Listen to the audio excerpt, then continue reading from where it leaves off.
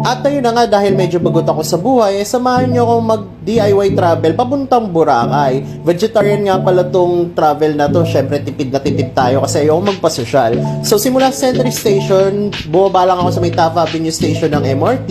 At pagbaba, meron ng jeep na sasakyan papuntang Terminal 3. 12 pesos lang, imagine kung magta-taxi ka, 300 pesos. At dahil vegetarian nga to, ayun, nag-jeep na lang ako. Medyo maglalakad ka lang ng konti.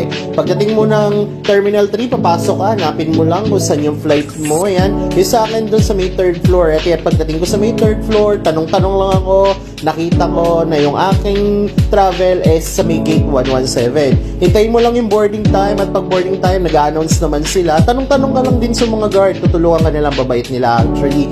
At ayan na nga, nag-boarding na kami. Ayan, medyo konti pa yung tao nang dumating ako kasi medyo maaga ako actually at ako yung unang-una sa pila nung nag-boarding. At ayan, wala pa yung katabi ko kaya nakapag-video pa ako sa pakpak ng aeroplano. At ayan, maya-maya darating na yung mga FA kapag puno na yung mga pasahero, mag-a-advise naman, darating na mga FA para ipakita tong emergency something nila.